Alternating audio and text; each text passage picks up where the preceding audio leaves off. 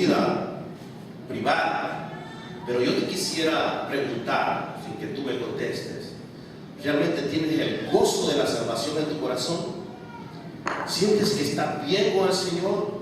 ¿Sientes alegría de servir al Señor? ¿Te sientes alegre de que cada sábado que llega vas a venir a regocijarte, a gozarte del Señor?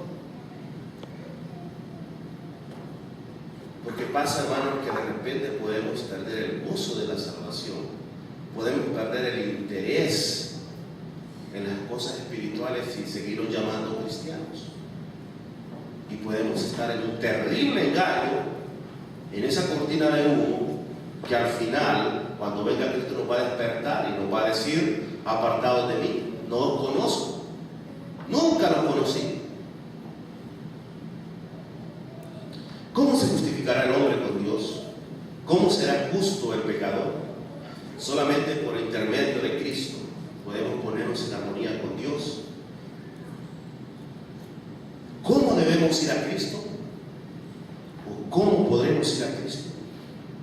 Si la sierva del Señor, muchos formulan la misma pregunta que hicieron las multitudes el día de Pentecostés, cuando convencidos de su pecado exclamaron: ¿qué haremos? La primera palabra de contestación de Pedro fue: arrepentíos. Poco después, en otra ocasión, dijo: arrepentíos pues y volveos a Dios, para que sean borrados vuestros pecados. Hechos 2:38. ¿Cómo podemos arrepentirnos y cómo debemos si realmente nos hemos arrepentido de todo corazón? El arrepentimiento comprende tristeza por el pecado y abandono del mismo. No renunciaremos al pecado a menos que veamos su pecaminosidad. Mientras no lo repudiemos de corazón, no habrá cambio real en la vida. Hermano, hay una cosa que es bien cierta. Tanto si practicamos el pecado o practicamos el bien, de una u otra forma nosotros nos gozamos de lo que estamos haciendo. Si no, cuitearíamos, dejaríamos lo que estamos haciendo, ¿no es cierto?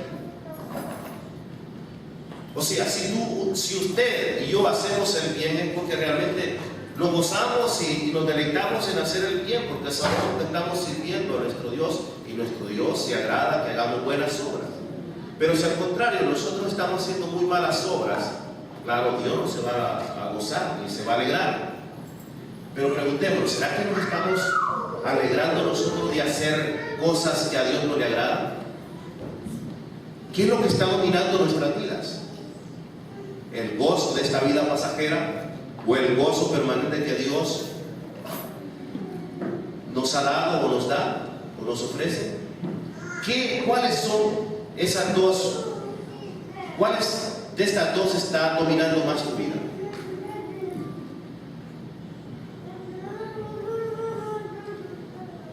La conciencia se vivifica, la conciencia se vivifica, y el pecador discierne algo de la profundidad y santidad de la sagrada ley de Dios, fundamento de su gobierno en los cielos y en la tierra. La luz verdadera que alumbra a todo hombre que viene a este mundo, ilumina las cámaras secretas del alma y se manifiestan las cosas ocultas. La convicción se posesiona de la mente y del corazón. El pecador tiene entonces conciencia de la justicia de Jehová y siente terror de aparecer en su iniquidad e impureza delante de él, del que escudriña los corazones. Ve el amor de Dios, la belleza de la santidad y el gozo de la pureza, ansía ser purificado y restituido a la comunión del cielo. Entonces hay una pregunta: ¿cómo nosotros podemos encontrar, o dónde podemos encontrar nosotros en la palabra de Dios un ejemplo de un corazón verdaderamente arrepentido? Porque a veces nosotros creemos, a veces el enemigo nos hace pensar que nosotros estamos arrepentidos verdaderamente, pero a veces nuestros actos y nuestras obras hablan todo lo contrario. Pero ¿cómo realmente nosotros nos podemos dar cuenta de que estamos arrepentidos? Que hoy estamos aquí sentados en esa banca y realmente estamos en una situación de arrepentido y que Dios está realmente contento con lo que estamos haciendo. ¿Cómo nos podemos dar cuenta? ¿Nos podríamos dar cuenta realmente? Bueno, la oración de David después de su caída es una ilustración de la naturaleza del verdadero dolor por el pecado. Su arrepentimiento era sincero y profundo. No hizo él ningún esfuerzo por atenuar su crimen. Ningún deseo de escapar del juicio que lo amenazaba inspiró su oración. David veía la enormidad de su transgresión, veía la mancha de su alma, aborrecía su pecado. No imploraba solamente el perdón, sino también la pureza del corazón. Hermano, cuando nosotros venimos a Cristo, usualmente a nosotros nos pasan muchas cosas. Yo siempre digo que la mayor parte de los cristianos hoy en día adventistas son adventistas porque han pasado una situación difícil. Les fue mal en el matrimonio, anduvieron en una vida de pecado mucho tiempo, sintieron que realmente estaban muy mal, les pasó un accidente y decidieron buscar a Jesús de nuevo. ¿Qué nos motivó? ¿Qué te motivó a volver a Jesús? ¿El miedo del castigo porque te extraviaste? ¿O simplemente fue el amor a Cristo como lo experimentó David? David veía, dice, la enormidad de su transgresión, veía las manchas de su alma, aborrecía el pecado. Cuando te arrepentiste, hermano, cuando yo me arrepentí, aborrecí el pecado, o simplemente lo dejé descansar por un ratito. Porque lastimosamente, hermano, a veces afloran esos pecados y parece que no han muerto. Y de hecho no mueren, están medio dormidos, ahí dice la palabra de Dios. Depende de ti a quién tú más alimentas. Si alimentas a tu naturaleza de pecado o a nuestra naturaleza de bien. Entonces hoy en día a veces nos sorprendemos, pero ¿cómo yo caí en eso? ¿Cómo yo volví en esto? Pero no nos dimos cuenta que descuidamos el contacto con nuestro Señor Jesús. Descuidamos la oración, la preparación personal. Descuidamos a nuestra familia. Decimos, pero ¿cómo este muchacho si nació en un hogar cristiano se me fue con las drogas?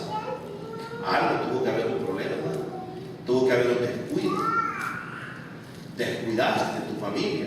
Nos descuidamos a nosotros mismos en nuestra forma de expresarnos. El gozo de la salvación no existe en el hogar, o qué sé yo, cualquier otra situación pudo haber pasado, pero lo cierto es que no hubo un contacto permanente con Dios. Por eso la esposa se fue, por eso el hijo se fue, y por eso se van todos. ¿Cómo podemos llegar a mostrar un arrepentimiento como este, como el de David? Dice el Señor, efectuar un arrepentimiento como este está más allá del alcance de nuestro propio poder. Se obtiene solamente de Cristo, quien ascendió a lo alto y ha dado dones a los hombres. Y la pregunta es, ¿será que es necesario arrepentirse primero antes de ir a Cristo? ¿Es necesario primero arrepentirse? ¿Primero antes de ir a Cristo? ¿Qué ustedes piensan? Pues si no te arrepientes nunca vas a llegar a Cristo porque vas a seguir en el mismo camino. Usted entonces dice que sí. Uno tiene que arrepentirse para llegar a Cristo. Sí. No creo. Bueno, la Biblia no enseña que el pecador debe arrepentirse antes de poder aceptar la invitación de Cristo. ¿Pero cómo? Dice Mateo 11:28, venid a mí todos los que estáis cansados y agobiados y os daré descanso. La virtud que viene de Cristo es la que guía a un arrepentimiento genuino. San Pedro habla del asunto de una manera muy clara en su exposición a los israelitas diciendo, cuando dice, a hablando de Jesús, Dios le ensalzó con su diestra para ser príncipe y salvador, a fin de dar arrepentimiento ¿a quién? A Israel, y remisión de pecados también. Entonces no podemos arrepentirnos sin que el Espíritu de Cristo despierte la conciencia más de lo que podemos ser perdonados sin Cristo. O sea, hermano, que aquella persona que no se ha arrepentido, pero que va a Cristo,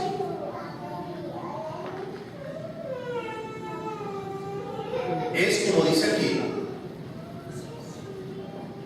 la Biblia no enseña que el pecador debe arrepentirse antes de poder aceptar la invitación. O sea, no necesariamente que haces eso. Tú puedes ir a Cristo. ¿Quién es el único que nos puede dar el poder para luchar contra el pecado? Cristo es la fuente de todo impulso, de todo buen impulso. Es el único que puede implantar en el corazón enemistad contra el pecado. Todo deseo de verdad y de pureza, toda convicción de nuestra propia pecaminosidad es una prueba de que su Espíritu está obrando en nuestro corazón.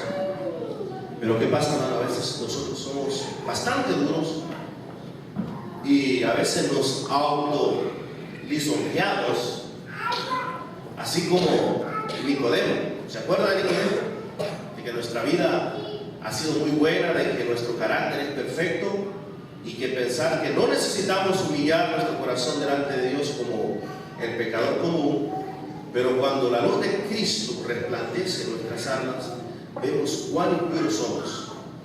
Discernimos el egoísmo de nuestros motivos y la enemistad contra Dios, que ha manchado todos los actos de nuestra vida. Entonces conocemos que nuestra propia justicia es en verdad como andrajos inmundos, y que solamente la sangre de Cristo puede limpiarnos de las manchas del pecado y renovar nuestro corazón a su semejanza. ¿Qué pasa cuando la luz de la fuerza de Cristo y la pureza de Cristo entra en nuestro corazón? ¿Qué pasa? Cuando una persona escucha esos manantiales de luz, cuando la persona pecadora escucha la verdad de Cristo, dice la sierva del Señor, hace dolorosamente visible toda mancha de pecado y descubre la deformidad y los defectos de carácter humano. Hace patente los deseos impuros, la infidelidad del corazón y la impureza de los labios, los actos de deslealtad del pecador que anulan la ley de Dios, quedan expuestos a su vista, y su espíritu se aflige y se oprime bajo la influencia escudriñadora del Espíritu de Dios. Se aborrece a sí mismo viendo el carácter puro y sin mancha de Cristo.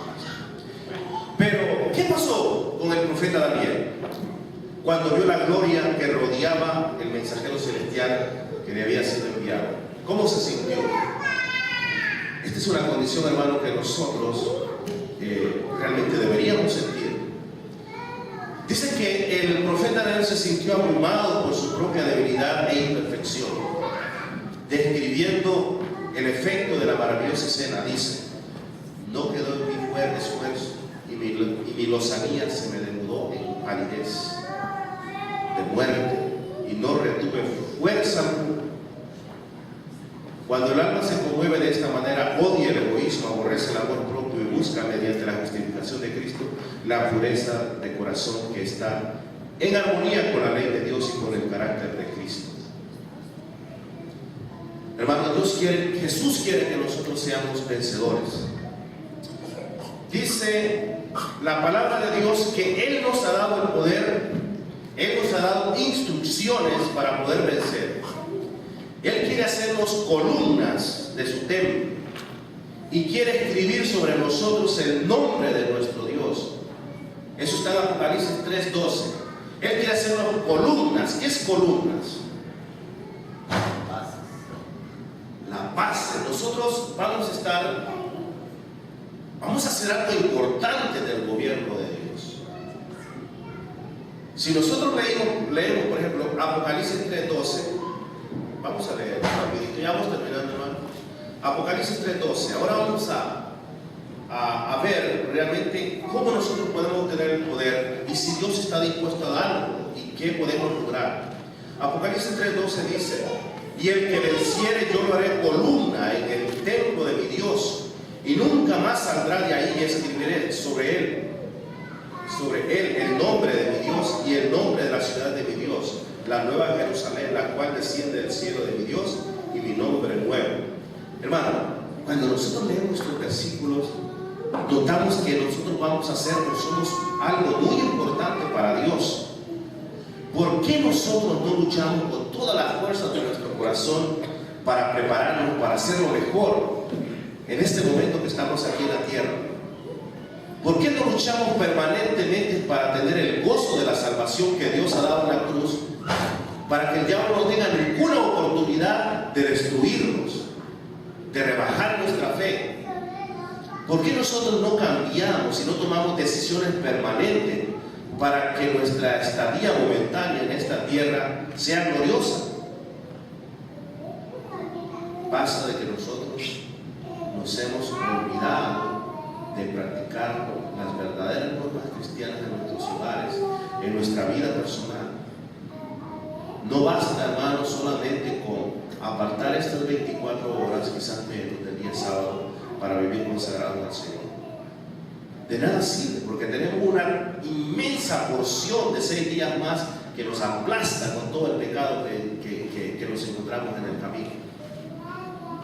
Es terrible, tenemos que estar concentrados. Yo hablaba ayer con Saúl, y la cuestión es que nosotros no podemos estar en el trabajo con los ojos cerrados y ahora, Señor, líbrame, oro para que mi espiritualidad sea firme, oro por la enfermedad del otro. No, porque si nos avanzan ahí orando, nos van a correr.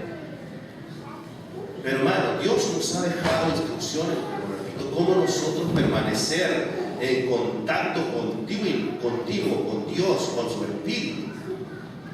Habla de una oración permanente. La oración en este caso no es que vamos a ir en el carro, vamos a estar con los ojos cerrados, vamos a estar en el trabajo. No, eso básicamente quiere decir que nosotros debemos de estar en contacto a través de las diferentes formas que Dios ha dejado. Un pensamiento en nuestro corazón, el deseo de cada día ser mejor. Llegar a nuestra casa siempre mostrando el gozo de la salvación. Ya no llegar, a veces venimos muy cansados, hermanos, queremos ser gruñones. A mí me ha pasado y he logrado vencer ese punto. Entonces, hermano, Dios quiere darnos el poder. Jesús quiere que seamos vencedores. Apocalipsis 3:12 dice: el que venciere, yo le haré columna en el templo de mi Dios. El que venciere. Y dice, bueno, entonces tú no nos vas a ayudar a vencer. Sí, nos va a ayudar a vencer, pero nosotros tenemos que tomar la iniciativa, a vencer cada día, cada momento, cada instante. Y Dios automáticamente te hace un vencedor y te va a hacer columna de su templo, de su verdad. Vas a estar ante la presencia de Dios. ¿Qué pasará con los 144,000? Irán donde el Cordero vaya, serán la columna de Él. Nosotros daremos testimonio a los mundos creados del amor redentor de Cristo Jesús.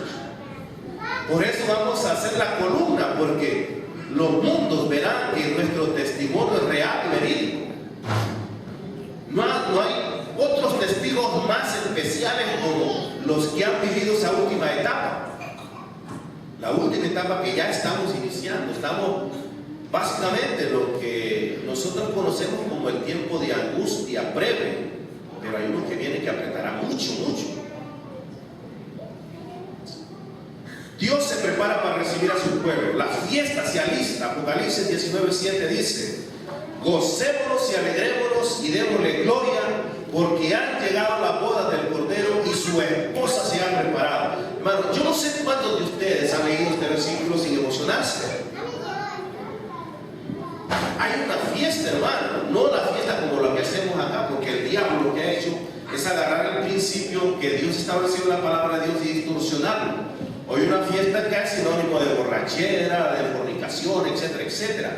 Pero la verdadera fiesta de Dios la vamos a vivir cuando Jesús, el novio, y la esposa que somos nosotros se van a sentar en una mesa gigante.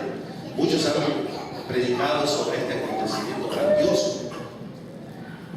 Yo hago una pregunta, hermano: ¿cuántos de ustedes, de nosotros, les gustaría estar en esa cena especial? Amén.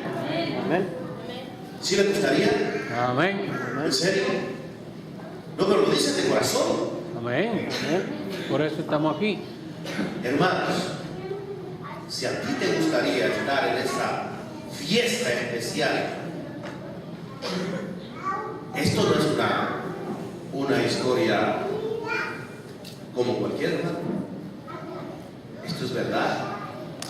Tú tienes que aceptarlo en tu corazón por fe y trabaja. Y yo creo que ojalá que todos estaremos trabajando en la preparación para estar en ese día glorioso con nuestro Dios. Gocémonos y alegrémonos y démosle gloria porque han llegado las horas del Cordero y su esposa se ha preparado. Y a ella se le ha concedido que se vista de lino fino, limpio, resplandeciente, que dice, porque el lino fino, ¿qué son? Las buenas acciones justas de los santos. Hermano, Dios te considera a ti como un santo. Yo no creo que tú vas a quedarme mal. Actúa correctamente. Hagamos acciones buenas. De eso se goza el Señor. Ya para terminar, hablando del gozo de la salvación, la palabra de Dios nos da muchas citas. Dice, por ejemplo, Isaías 54:3, dice, multiplicará la paz de tus hijos. He aquí que yo entiendo sobre ella, que yo extiendo sobre ella paz como un río. Isaías 66:2. He aquí que yo traigo a Jerusalén alegría a su pueblo, gozo. Isaías 65:18. En Dios podemos alegrarnos con gozo inefable, glorioso. Primera de Pedro. Esforcémonos para educar a los creyentes a regocijarnos en el Señor. El gozo espiritual es resultado de una fe activa. El pueblo de Dios ha de estar lleno de fe y del Espíritu Santo. Entonces podrá ser glorificado en ellos. Este es lo que escribe la sierva del Señor. Hermano, de hoy en adelante cultivemos el gozo, la buena relación con Dios. Pidámosle a Dios de todo corazón que nos limpie todas esas cosas malas que tenemos en nuestra vida que nos impiden sentir el gozo de la salvación. Porque, hermano, debería ser nuestra actitud diferente si hoy sintiéramos el verdadero gozo de la salvación. Muy diferente. No actuaríamos tan pasivamente en la vida, en el trabajo ni en la iglesia. Disfrutaríamos cada instante. Las personas podrían ver en nuestro semblante que realmente disfrutamos del gozo de la salvación. Quiero cantarles ya por último un cántico que hace un tiempo yo pude escribir con la ayuda del Señor. Pasaba por un momento muy difícil. Yo cuando escribo me consuelo mucho, siento la paz de Dios en mi corazón y siento el perdón de Dios. Y quiero